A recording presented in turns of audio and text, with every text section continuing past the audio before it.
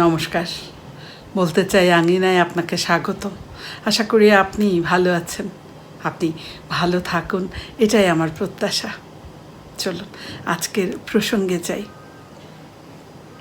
এই যান্ত্রিক জীবনে আমরা সবাই এক অন্তহীন দৌড়ের পেছনে ছুটছি।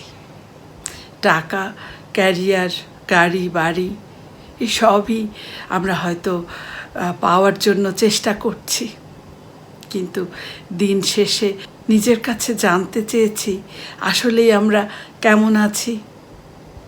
আজকে আমি একটি গভীর জীবন দর্শন নিয়ে কথা বলবো, যা আমাদের জীবনের প্রকৃত সুখের চাবিকাঠি, আমাদের জীবনের কাঙ্ক্ষিত সেই সুখের মূল মন্ত্র। এই মূল মন্ত্রটি নিয়ে কথা বলার আগে আমি কৃতজ্ঞতা জানাতে চাই, আমি ধন্যবাদ জানাতে চাই কোয়ান্টাম ফাউন্ডেশনকে। কারণ আমি এই প্রতিষ্ঠানে গিয়েই এই মূল মন্ত্রটি সম্পর্কে জেনেছি, বুঝেছি এবং এরপর নিজের জীবনে প্রয়োগ করেছি। মূল মন্ত্রটি হলো সুস্থ দেহ, প্রশান্ত মন, কর্মব্যস্ত সুখী জীবন। এই যে তিনটি শব্দ, এই শব্দ তিনটি আমাদের জীবনে কিভাবে একে অন্যের সঙ্গে জড়িয়ে আছে এবং কিভাবে এগুলো অর্জনের মধ্য দিয়ে আমরা আমাদের জীবনকে আরও অর্থপূর্ণ এবং পরিপূর্ণ করে তুলতে পারি, আজকে আমি সেই বিষয়েই গল্প করব। ভিডিওটি শেষ পর্যন্ত দেখার অনুরোধ রইল।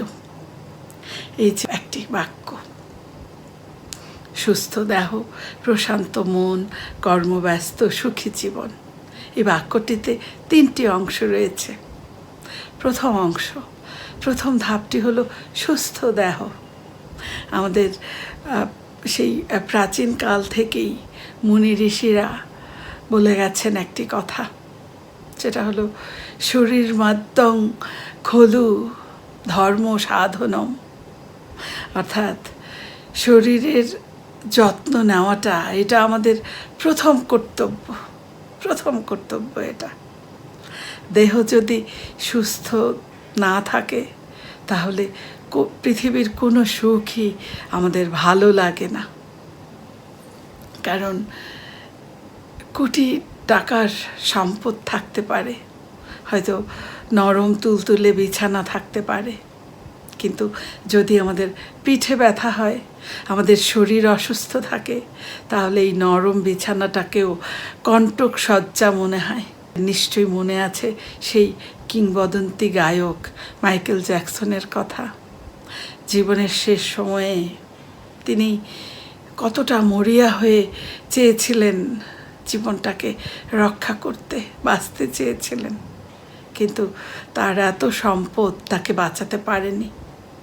আমরা করোনা মহামারীর সময় দেখেছি কত ধনাঢ্য ব্যক্তি জীবনের সকল অর্জন ব্যয় করতে চেয়েছে বাঁচার জন্য, কিন্তু পারেননি। অর্থাৎ আমাদের এই দেহটা যদি সুস্থ থাকে তাহলেই মূলত এই সম্পদ, এই জীবনের যে কোনো কিছুর মূল্য থাকে। আর এই দেহটাকে সুস্থ রাখার জন্যে অনেক কিছু করার প্রয়োজন নেই, অনেক ত্যাগ স্বীকারেরও প্রয়োজন নেই। শুধু প্রয়োজন হলো একটু সচেতনতা আর ছোট ছোট কিছু অভ্যাস পরিবর্তন। যেমন আমরা যা করতে পারি, প্রথমেই আমরা পুষ্টিকর খাবারের কথা বলতে পারি। অর্থাৎ বাইরের যে ভাজা পুরি আমরা খাই, এই বাইরের খাবার বর্জন করে যতটা সম্ভব ঘরে তৈরি পুষ্টিকর খাবার খেতে হবে। পর্যাপ্ত পানি পান করতে হবে। পিপাসা লাগার পর আমরা যে পানি খাই, মনে রাখতে হবে পিপাসা পেয়ে গেল মানে এটা অনেক দেরি হয়ে গেছে। অর্থাৎ পিপাসা পাওয়ার আগেই আমাদের পানি খেতে হবে এবং সিজনাল ফল খেতে হবে। কারণ এই সিজনাল ফল এটা আমাদের দেশের জন্য, অর্থাৎ দেশের যে আবহাওয়া এটা উপযোগী হিসেবে এই ফল স্রষ্টা আমাদের জন্য দান করেছেন। এবং আমরা যদি এই সিজনাল ফল বেশি বেশি খাই তাহলে আমাদের রোগ প্রতিরোধ ক্ষমতা বাড়ে। এরপর যেটা করতে হবে সেটা হলো পর্যাপ্ত বিশ্রাম নিতে হবে, ঘুমাতে হবে।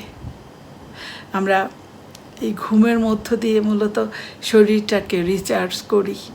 এজন্য আমরা যারা প্রাপ্তবয়স্ক আমাদের জন্য যে সময়টা ঘুম দরকার, অর্থাৎ 7 থেকে 8 ঘন্টা, এই 7 থেকে 8 ঘন্টা সময় অবশ্যই শান্তির ঘুম আমাদের ঘুমাতে হবে।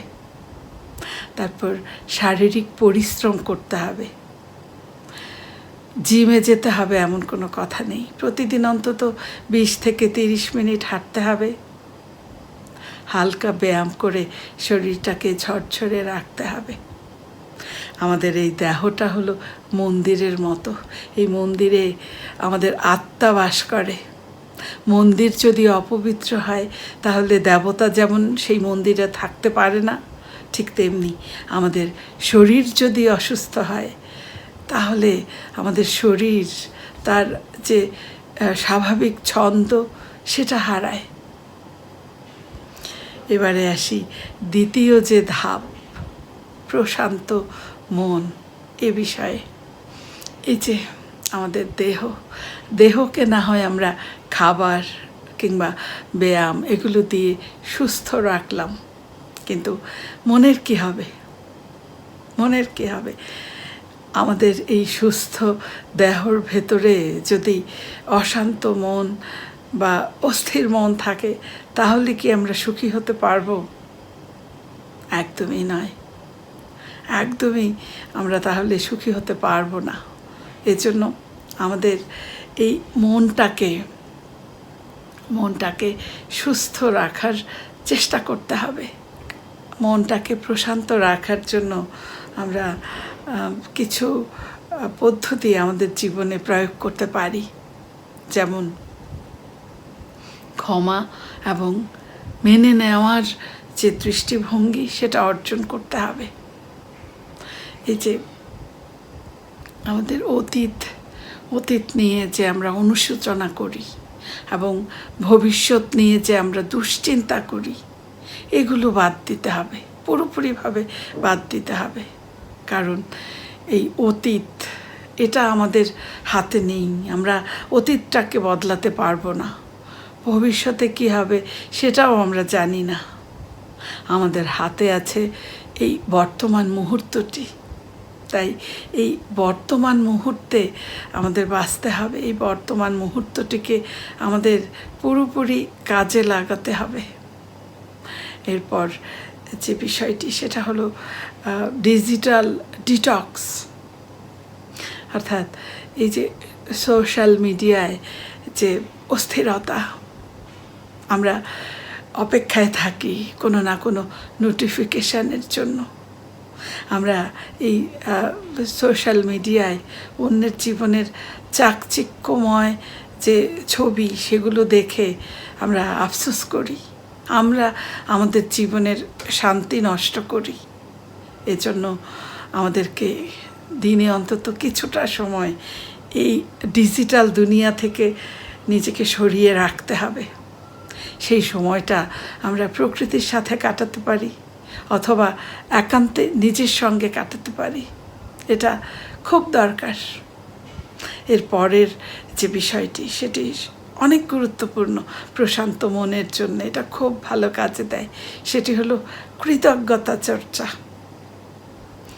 আমাদের জীবনে যা নেই সেটার জন্যে আফসোস না করে আমাদের জীবনে যা আছে সেটার জন্যে প্রতিদিন কৃতজ্ঞতা চর্চা করা। কারণ স্রষ্টা আমাদের যা দিয়েছেন আমরা যদি সেটা দেখি এবং আমরা যদি দেখি যে আমাদের আশেপাশে এমন অনেক মানুষ আছে যাদের তুলনায় আমরা অনেক ভালো আছি, যদি আমরা এই ইতিবাচকভাবে ভাবতে পারি আর কৃতজ্ঞতা চর্চা করতে পারি তাহলে আমাদের মনটা সবসময় প্রশান্ত থাকবে। যেমন এই যে সুস্থ শরীর, এটার জন্য আমরা কৃতজ্ঞতা চর্চা করতে পারি। মাথার উপর ছাদ আছে, এটার জন্য আমাদের ভালোবাসার মানুষটি আমাদের পাশে আছে, এর জন্য আমরা দুবেলা দুমুঠো খেতে পাচ্ছি, এর জন্যে। এরকম অনেক বিষয় আছে যেগুলো আমরা জানি যে আমাদের জীবনে আছে। এরকম বিষয়গুলোর জন্য আমরা প্রতিদিন কৃতজ্ঞতা চর্চা করতে পারি। অন্তত 3টি বিষয়ের জন্য প্রতিদিন এই চর্চাটা আমরা অব্যাহত রাখতে পারি। এই কৃতজ্ঞতা চর্চা যদি আমরা করি তাহলে আমাদের মনের শক্তি অনেক বেড়ে যায়। আমরা প্রতিদিন সকালে উঠে নিজের মনকে একটা অটো সাজেশন দিতে পারি, আমি শান্ত, আমি ইতিবাচক, আমার আজকের দিনটি খুব ভালো যাবে। এরকম একটা ইতিবাচক অটো সাজেশনের মধ্য দিয়ে আমরা দিনটি শুরু করতে পারি। এরপর তৃতীয় যে ধাপ, সেটি হলো কর্মব্যস্ত সুখী জীবন। অনেকে আমরা মনে করি যে যদি আমরা একটু কাজ আমাদের না করতে হতো, একটু আরাম করতে পারতাম, তাহলে বোধহয় আমি খুব সুখী জীবন কাটাতে পারতাম। অনেক সময় আমরা এভাবে চিন্তা করি কাজের চাপে থাকতে থাকতে, কিন্তু আসলেই কি তাই? একদমই নয়।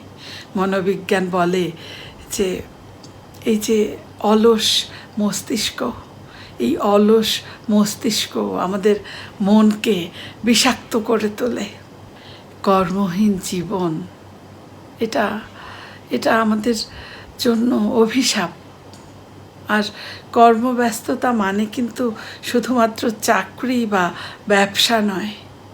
কর্মব্যস্ততা মানে হলো নিজেকে কোনো না কোনো ভালো কাজের সঙ্গে যুক্ত রাখা।